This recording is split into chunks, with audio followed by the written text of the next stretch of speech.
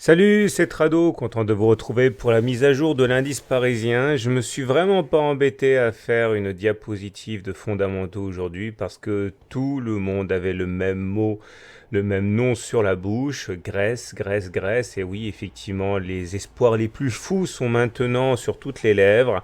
Et donc on espère qu'il y aura un accord avec les propositions grecques qui ont été fournies par Monsieur Tsipras. Et du coup l'optimisme est de retour. Et les marchés ont gagné 3,8%. C'est absolument merveilleux. On est même venu dépasser les 5000 à un moment, même si ce soir on vient mourir à 4998, donc en dessous du seuil symbolique des 5000. Alors beaucoup de choses à dire ce soir. Tout d'abord, je vais faire un petit peu le ménage, comme d'habitude.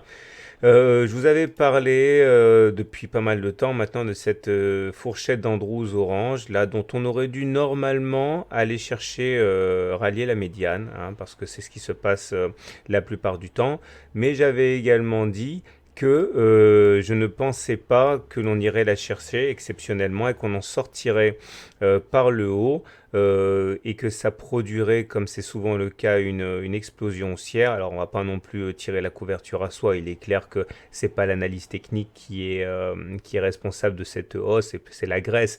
Mais en tout cas, c'est intéressant de voir comme il peut y avoir un alignement de planètes entre le fondamental et l'analyse technique. Je vous rappelle, parce qu'on m'a demandé également hein, de revenir sur cette histoire de fourchette d'Andrews. La fourchette d'Andrews, c'est simple. Alors, j'ai fait un e-book là-dessus, hein, si vous voulez travailler un peu les fourchettes d'Andrews, parce que c'est très intéressant, vous l'avez remarqué. L'idée, c'est de prendre la plus grande des distances entre le point pivot 1 et 2 ou alors le point pivot 2 et 3. Ne faites pas attention au 2 là et au 1 qui est là, c'est autre chose. Hein. Simplement, si on considère qu'on a 3 points pivot 1, 2, 3, eh bien la plus grande des deux distances va être reportée après le deuxième pivot. Je suis désolé, c'est un peu compliqué ce soir. Et si on ne rallie pas la médiane dans le cadre temporel de ce qu'on appelle ici la boîte d'Austin, on a beaucoup plus de chances de sortir que d'aller toucher la médiane. C'est pour ça que j'étais relativement confiant sur mon scénario, même quand ça baissait. Et donc, effectivement, on a eu la sortie par le haut aujourd'hui.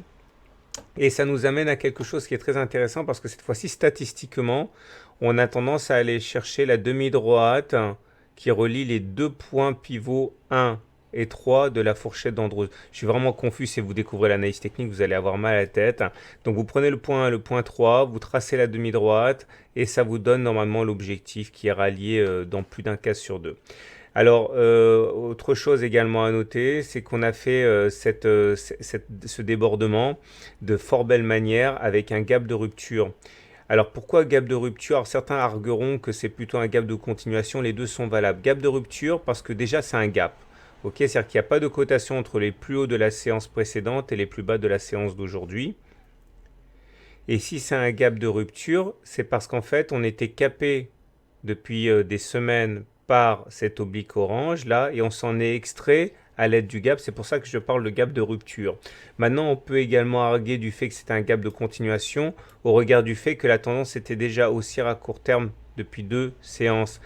Alors, si c'est un gap de continuation, l'objectif est simple. Vous prenez la distance parcourue avant le gap que vous reportez au-dessus du gap.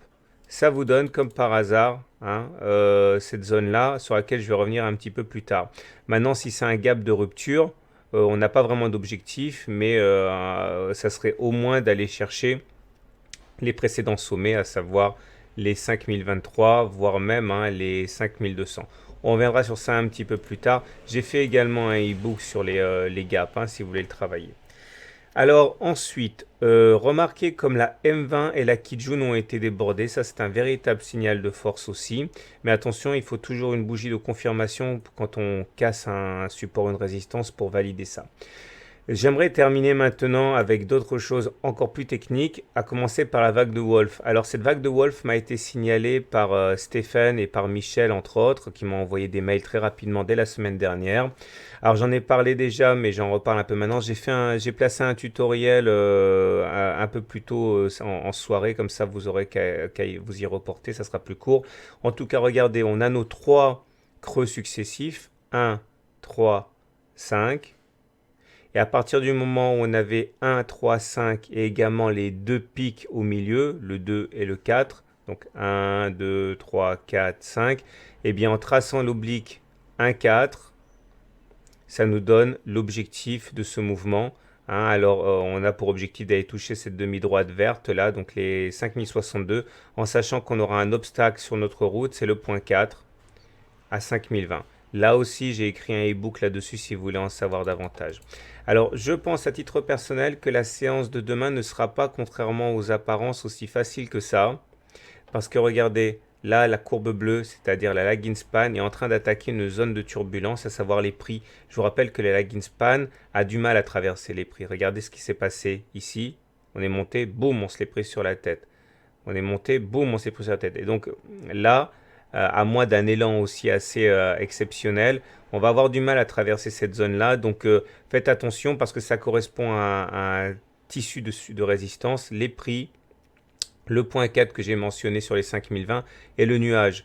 Donc c'est super important de surveiller cette zone parce qu'on va être attiré par la vague de Wolf, attiré par l'objectif de cette demi-droite orange, mais on va être bloqué par le nuage. Je vous rappelle que si on repasse au-dessus du nuage, on est en tendance haussière. Et là, pour l'instant, on est en dessous du nuage, donc ça ne va pas être facile à faire. Regardez les indicateurs techniques, et là je suis super content pour l'analyse technique parce que ça a vraiment bien fonctionné. On avait des divergences haussières sur l'OBV, on avait une divergence haussière sur le CCI, on avait une divergence haussière sur le stochastique, on en avait déjà parlé la semaine dernière. Et ça laissait augurer quand même de velléité haussière. Regardez comme les volumes sont en augmentation aujourd'hui par rapport à la semaine dernière. Ça aussi, ça montre que c'est intéressant. Et pour terminer, j'avais placé une oblique sentinelle sur le RSI, vous vous souvenez. Et comme on a cassé à la fois l'oblique sur les cours et l'oblique sentinelle à laquelle ça correspond au même moment, eh bien ça, c'est un signal de force. Donc voilà, ben c'est pas mal du tout. Vous l'avez compris, on va être attiré par le haut, vers le haut pour aller chercher les objectifs que j'ai mentionnés. On va forcément, à mon avis, aller tester le nuage et les 5020, mais ça va pas être facile d'aller plus loin parce que je vous l'ai expliqué, on va être bloqué avec la lagging span sur les prix. Voilà, premier retour, retour suivant au niveau du Trado Screener. Merci beaucoup pour tous vos messages d'encouragement, de félicitations. Ça me fait vraiment, vraiment très, très plaisir d'avoir ce genre de retour. Et n'hésitez pas à m'envoyer par email les suggestions d'actions que vous voulez que je rajoute au Trado Screener. Mes partenaires vont bosser avec moi, même plus que moi, pour adapter la version 2.0 avec des actions qui vous intéressent. Voilà, à demain pour la mise à jour.